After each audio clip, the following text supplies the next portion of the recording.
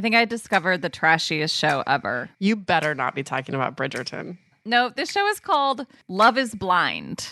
That's like a reality dating show, and they maybe get engaged or something without even seeing each other. Yes. Or is it on an island? That's a different one. No, they're in pods. They can't see each other. And then they decide to get engaged, and then they see each other for the first time. And hilarity ensues.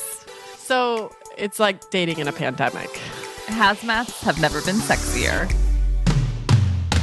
From Religion News Service, this is Saved by the City, a podcast from two single Christian women keeping hope alive in the mean streets of New York. I'm Katelyn Beaty. And I'm Roxy Stone.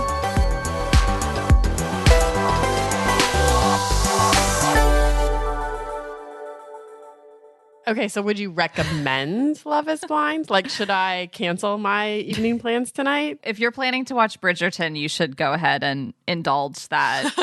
I went in so skeptical, like, oh, this is going to be so trashy. And it is trashy. Okay. However, I will say it is really interesting to see people connect without the physical component. Mm-hmm. It's amazing to see how quickly people will declare love for each other. Like, can you imagine saying Really? I love you to someone you have never met in person? No, I can't. But I can't imagine going on TV to do a dating show either. So it is a little bit deeper than the Bachelor Bachelorette franchise, but that is not saying that's not saying a lot. A whole lot. Did you ever get into? I never did. I've only ever watched one episode of it. But I was like over at a girlfriend's house, and there were a bunch of us, and they got together every week to watch it. Mm-hmm. And I kind of was jealous sitting there of like the weekly ritual of it. And they were all, and like my friends were just like having such a good time in a non-serious way. Like there was wine. Dogging on the show and talking about the characters. And there was definitely characters. I can't even imagine that they're real people. It's not that far off, but.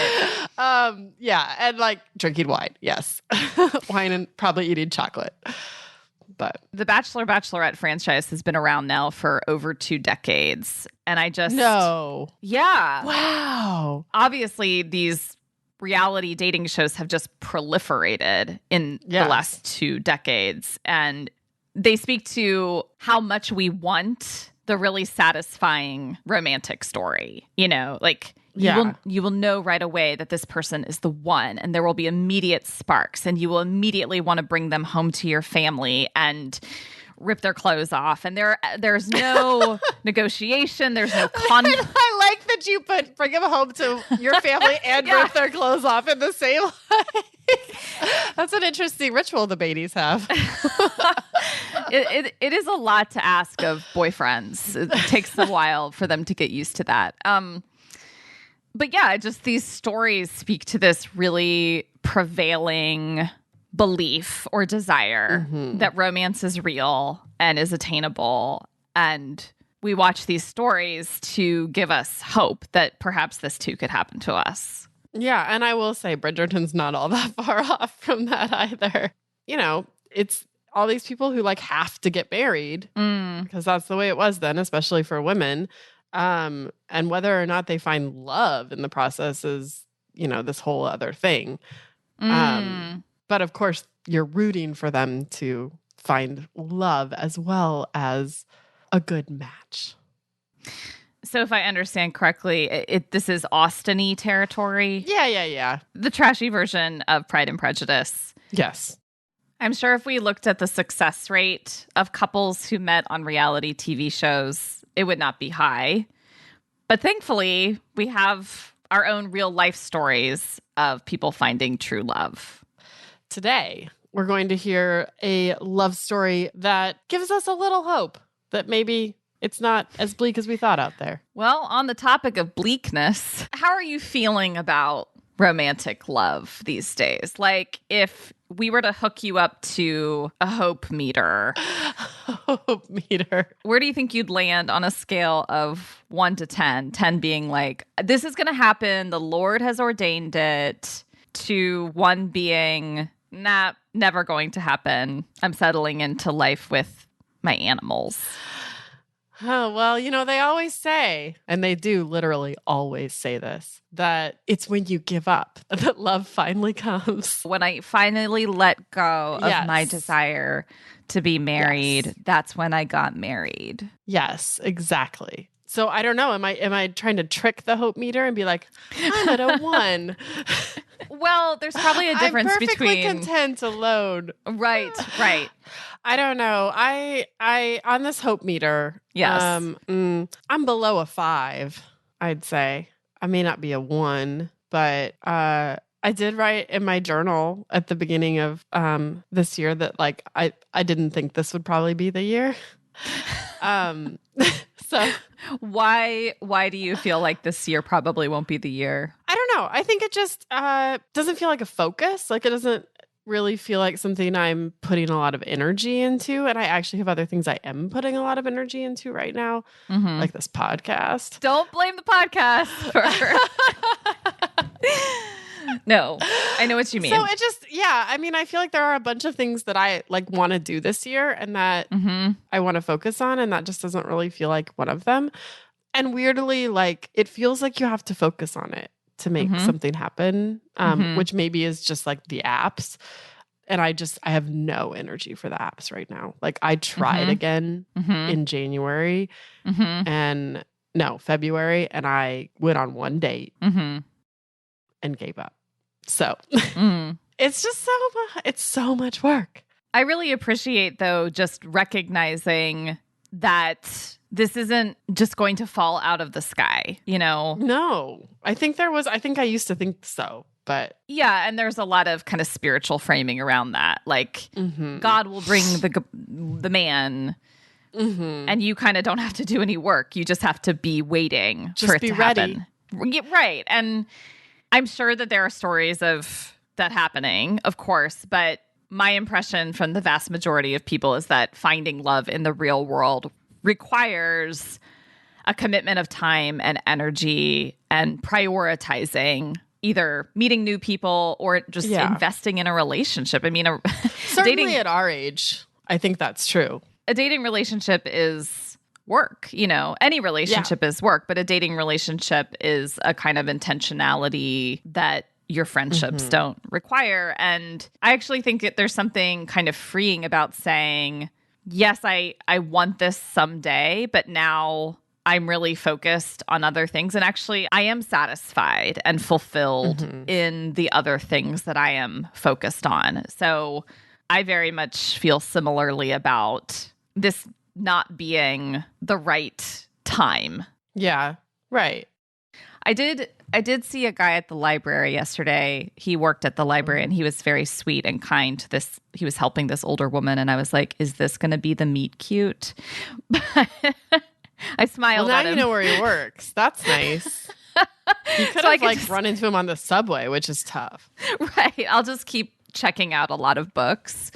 But I feel similarly that right now I'm really content with what's on my plate right now and don't feel the need to worry about a dating relationship or finding that person. I know that there are people who would say, the clock's a ticking, you better get on it. You got to make this a bigger priority.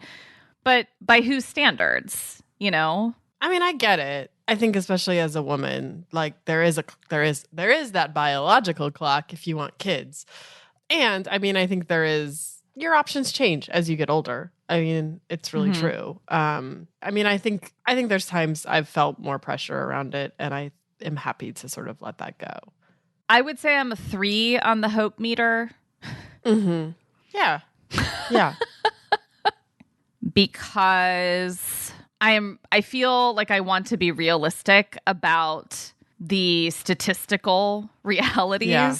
Like the likelihood of meeting somebody. Of course, it's not impossible, but I think it is. It's not impossible to get struck by lightning either.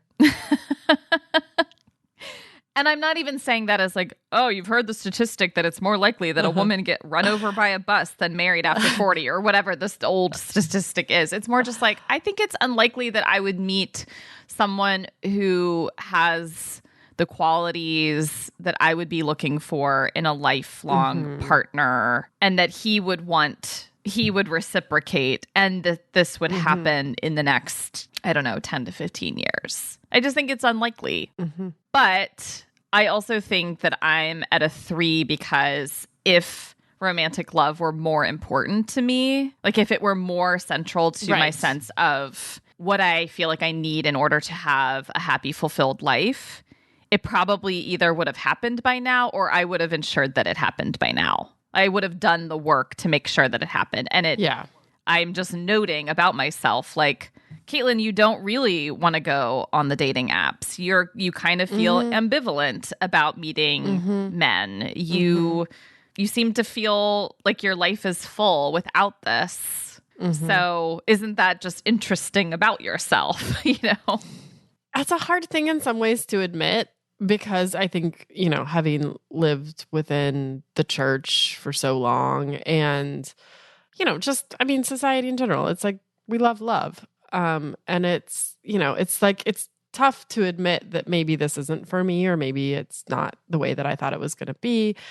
And I think coming out of a divorce, I thought it would just happen again because it just, that was like the state of life. It just felt like this is how you live, within a partnership. And I enjoyed being married. And, we met in college, which was a time when it's like really easy to meet people because everybody's single and you're just like constantly around other single people. And that is decidedly not the case the older that you get. So it doesn't just happen. Like we talked about earlier, you have to work at it. But yeah, I mean, it's been a decade since I got divorced. So, I mean, it feels like, okay, yeah, if this was something I really, really had wanted, I think it would have happened by now in a way that, it hasn't. I would have gone on a lot more dates, I think, if it was like something I was super prioritizing. I don't know. I'm not totally ready to be like, yeah, I don't think I'll ever get married again and I don't want to. But I also I don't know if I will. Both of us grew up with models of what a daily partnership could look like and the beauty of that kind of relationship. And in fact, neither of us would exist were it not for those relationships. Like literally, we would not be here. Which is why we wanted to talk to our moms and hear a little bit about their epic love stories. You know them. You love them. Welcome back, Karen and Sharon.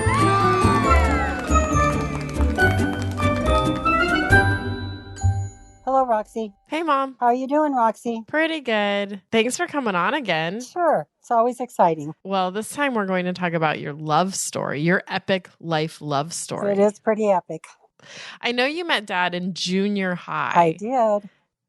Do you remember when you first had a crush on him? Oh my gosh. He was in the 9th grade and I was in the 8th grade. And I loved his eyes. He had beautiful blue eyes. Oh.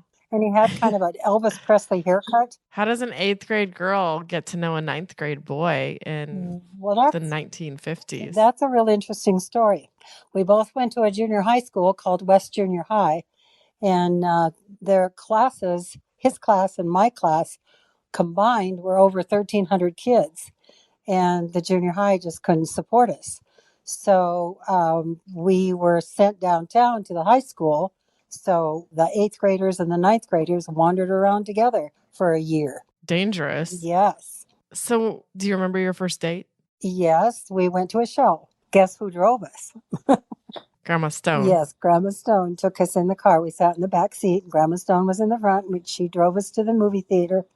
And then she came to pick us up right after the movie. And then we stopped at one of the little local drive-ins, like the A&W root beer place. Anyhow, we went through that and had a root beer and talked and visited and then took me home. He walked me to the door, held my hand. There were no kisses on the first date. Just held my hand, walked me to the door and said, bye, see you again. And that's how it all started.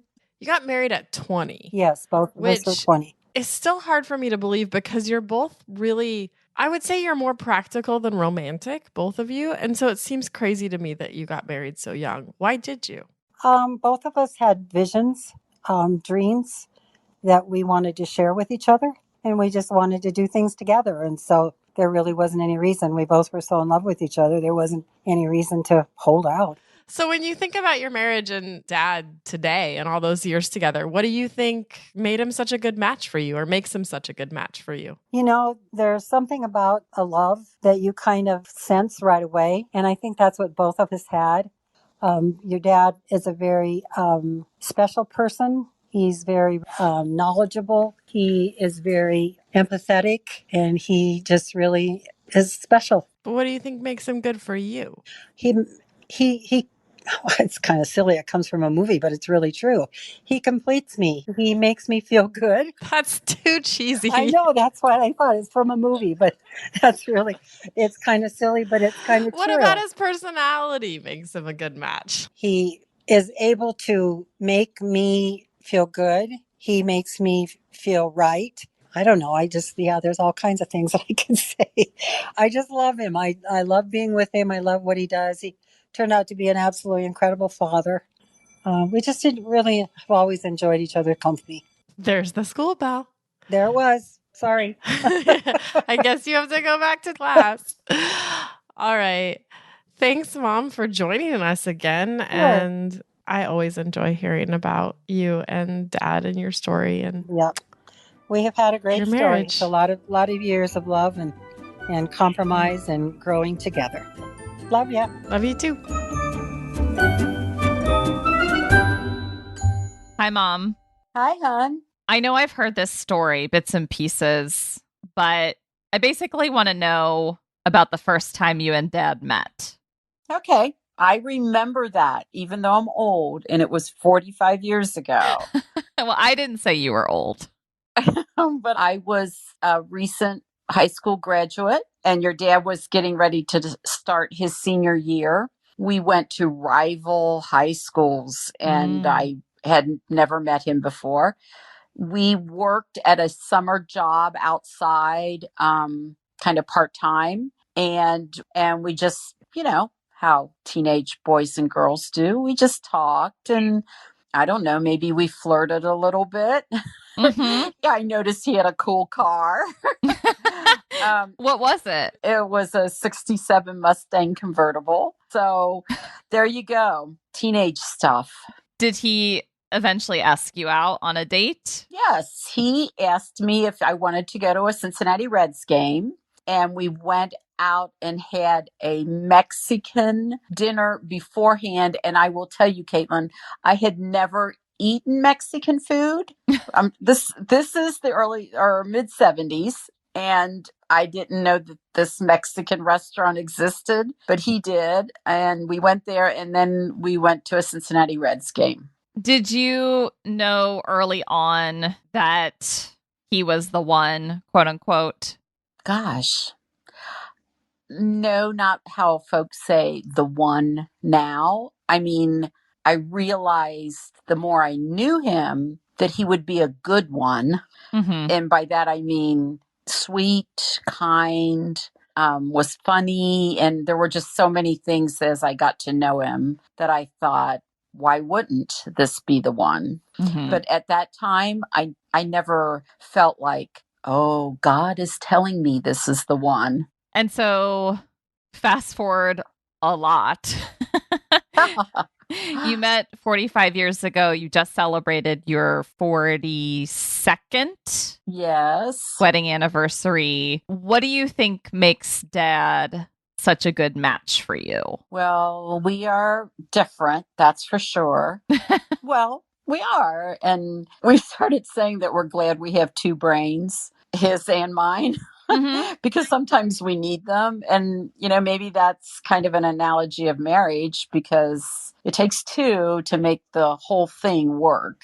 And, there are times when you might feel like you're working harder at it than the other person, or like some of the burdens fall more on one person than the other. But it really takes two. And now that sometimes we forget things, the other one remembers. So that's a good. And for the last 25 years or so, we have acknowledged God in our relationship. Mm-hmm. We kept our covenant, and God blesses that. Well, thank you for recounting some of the highlights of your and Dad's relationship. It's a good story to remember. Yeah. It was a good story to remember. Yeah. And I didn't tell you all of it. Thanks for having me, Kate.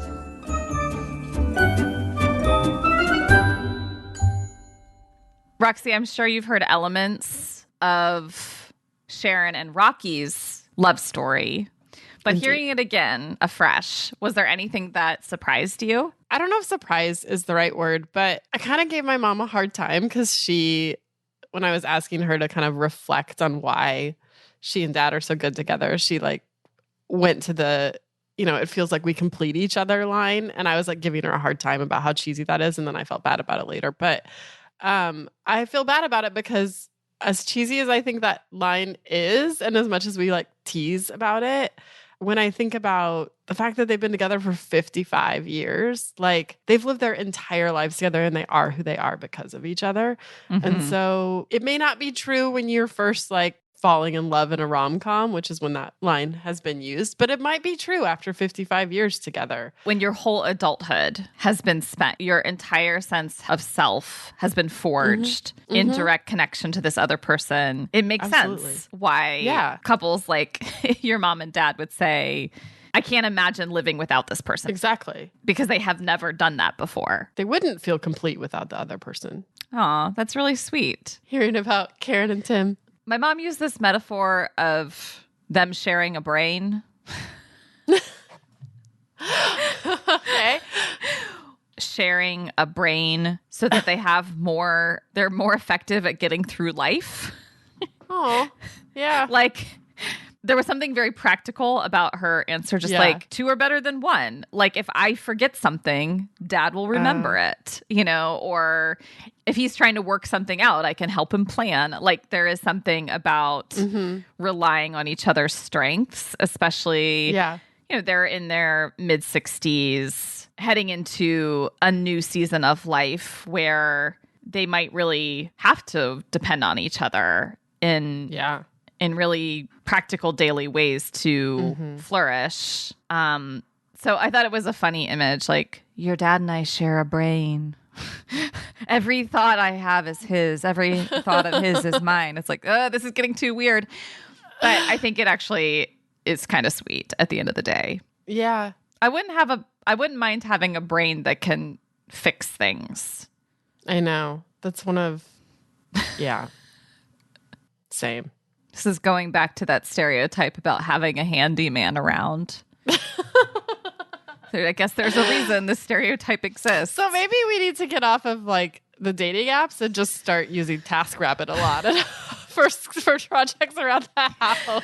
Yeah, I've never heard of using TaskRabbit to meet men, but this is making sense to me. Speaking of how to meet someone, especially in a time when very few people have been meeting in person. Our guest today met her significant other during the pandemic through a matchmaking service. Our conversation with Faitth Brooks is coming up right after the break. Religion News Service is an independent, award-winning source of global reporting on religion, spirituality, culture, and ethics. For the best in global religion reporting, religionnews.com. And if you like what we're doing at Saved by the City, let us know. You can rate and review us wherever you get your podcasts. Positive reviews make a huge impact. They help our egos, and they help other listeners find the podcast. Or send us an email at sbtcpodcast@religionnews.com. We want to hear from you. Today's guest is Faitth Brooks. Faitth is a writer, speaker, activist, avid traveler, and co-host of the Melanated Faith podcast. Thanks so much for joining us, Faitth. Hey, Faitth. Thanks for having me. I'm excited about this conversation. Yeah, we can't wait to hear the meet cute details of your life's rom-com. My life is a rom-com, for sure. Let's go way back, like when you were a little girl. I'm presuming that you had ideas about how your romantic life would unfold as an adult. Yeah. What were some of those ideas? Like, what did you expect? Like, how am I going to meet the love of my life? I wanted a love story really similar to my parents. They got married really young. I thought that I would meet somebody, I didn't know where, maybe college, but really I didn't have my sights set on college at that age. I was going to meet them maybe at church, a good church boy. And then I would have, a bunch of kids in my 20s. That is how, in my mind, mind, as a little girl, I thought my life would go, and I thought I wanted to have 6 kids. Whoa, joke's on me. But 6. How much of that do you think you got from church, from the Christian community around you? Oh my gosh, so much of it was from church. I would even say like even more than my parents, you know, a lot of it was from church, purity culture movement. You know, I used to be singing Rebecca St. James, Wait for Me, song, and, you know, reading the Elizabeth Elliot's, I think it's like Passion and Purity or something I read at some point in my life. You're bringing out all of the big guns, Rebecca St. James, Elizabeth Elliot. I was really committed to that model of, that's how things are just supposed to happen until it didn't. And then, then I was like, oh. You write that heading into the pandemic, you'd gotten pretty down on men. What led to that despair? What are some of the things that you would point to that were really making that time difficult? Yeah. So, you know, fast forward, college me, living life, traveling, working, building my career. And now I'm, you know, a few months away from turning 30. I'm still single. And the more successful I become in my life and my career, the further it makes me feel like I am from meeting any kind of great guy. And then coupled with that, I really wanted to be with a Black man. And, you know, there's more of us than there are them. And so, you know, you just kind of feel like you don't really have as many options. And online dating is, you know, it's rough. So it is rough. Yes, we do. The swiping, and I really genuinely do not know how I'm supposed to meet somebody. So I kind of was just like, you know what? Forget it. Forget love. Forget all of this stuff. I don't even know if I'm lovable, which is something I was starting to struggle with. Like, am I just not worthy of being loved, or will I not be loved? You know, in more of a romantic way. Like, I understood platonically my family loved me. I had friends, yada, yada. But I just wondered, like, maybe that's just not in the cards for me. And now the world's standing still. So it probably really isn't in the cards for me, because I don't know how I'm going to meet somebody right now. All right.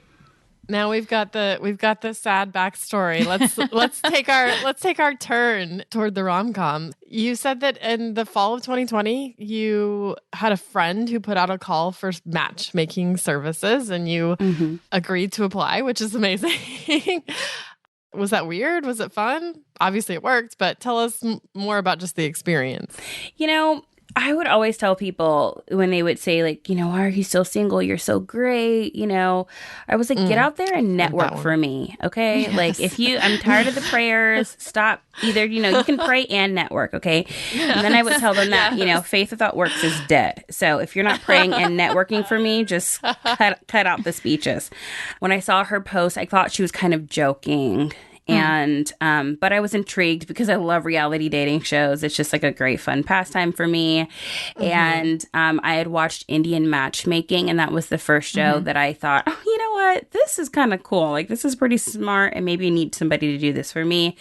But I really didn't think about it anymore other than that. So when my friend put that out there, I messaged her. She messaged me back and said, I'm so glad you're interested. I have a person that I think might work for you.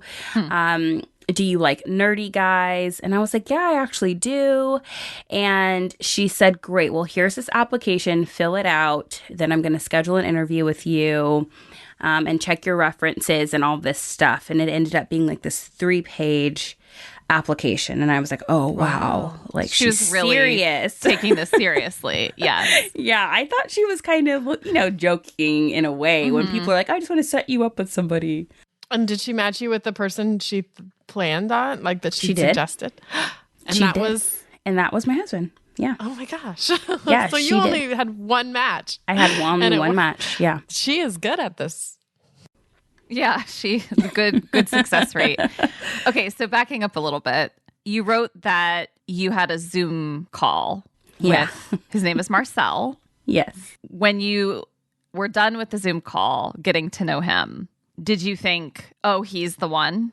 I thought that there's something really special about this guy. I'm really interested to see where it goes. I am a romantic and I've gotten my hopes up so many times. So I was really trying to be like objective. He was like diving in head first and I'm kind of like, okay, like pump the brakes, sir, you know? And so it took me a little while before I really let myself like dive in deeply with him. But I did know very early on from our conversations, I think this is the guy for me. But I didn't want to let him know that I felt that at first. I was like, you gotta, you know, do a little work first, and then we'll see if I, you know, like warm up a little, which I did. So for those of us who are hearing your and Marcel's story and thinking, that sounds really nice. What is your advice for us who are still open to love in our lives and have dealt with despair? You know, should we look for a real, legit matchmaker? Like, what's the next step here? What's the plan? Is that the only secret? Man, I would say be willing to take measured risks. And I say measured because, you know, you got to have common sense still. But I would say, like, get out of your comfort zone. Having a matchmaker was really outside of my comfort zone and not something I would have done. And Marcel and I talk about this all the time. We, as many people as I meet that I have intersections with, like they know somebody that I know, we had no common friends. Like there's no way we would have met each other had we not had a matchmaker. And so that was out of both of our comfort zones. The other thing that I really had to like hone in on was like, what kind of a person do I really want? What kind of a partner in life do I want? And what things am I willing to like adjust or like sacrifice for being with the right person? So really plain example here. We met. The first thing I asked the matchmaker after I get off the call with him is, how tall is he? I was like, is he as tall as I want him to be? You know, like 6 foot or something.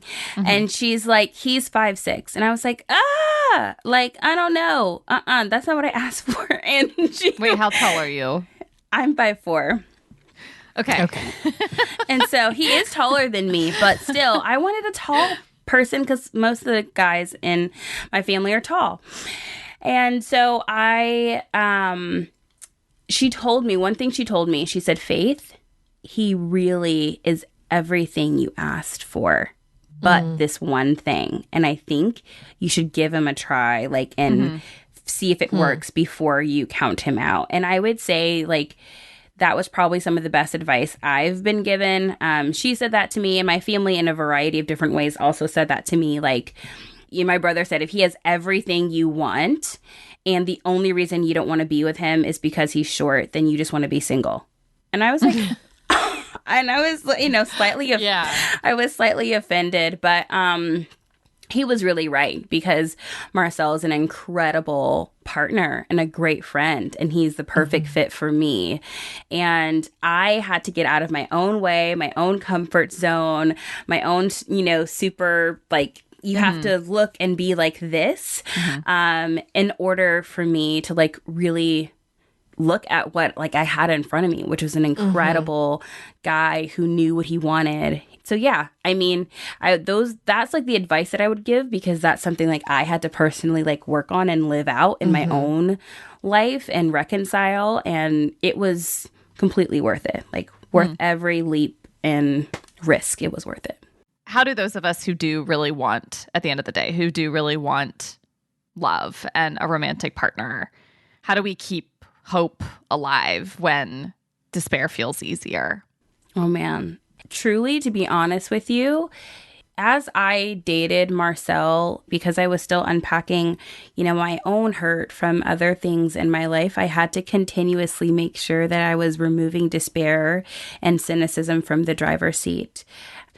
And over time, like my heart really softened, but it took time. So I don't even want to say that like before you meet a person, your cynicism could just be melted away. Like it might still be like existing while you're getting to know a person that ends up being your person. But I think the main advice that I would give is even if those feelings are there, don't surrender all of your hope to cynicism. Hold on to that little bit of hope that you have, that something could work, that you are worthy of somebody loving you and believing their word, what they say, you know, when it comes to like valuing you. And it takes that leap of trust to be able to start opening your heart to somebody and wanting to believe what they're saying to you and taking that to heart, right? So it's a process, but I feel like you have to allow yourself to open up a little bit. And over time, you know, as you open up and they prove themselves to be trustworthy, those kind of feelings of cynicism and doubt begin to melt away. But one thing that I had to also do verbally was shift my hope and my expectations to believe that like I'm worthy of receiving what I want. And I just took some time away from listening to breakup songs and FU songs and men suck, you know. And I was like, you know, let me shift my mindset towards hope. I don't know what hope looks like, and I don't even know if it will be worth it. Like, I don't even know if me deciding to be hopeful about being with someone will be worth it. But I know that I'm tired of thinking that I'm unworthy.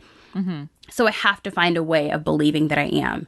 And so I just made really small changes so I could believe like what I wanted. And I said it. Like, I know what I want. I'm going to find my way to it. I wasn't just going to write it on a piece of paper. I said what I wanted.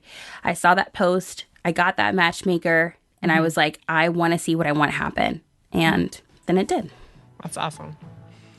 Well, congratulations. Congratulations to you and Marcel. It's really a lovely story. It gives me hope, and I'm sure it gives hope to a lot of our listeners too. So thank you so much for sharing it. And thank you for coming on the show. It was fun. Yeah, thanks for having me.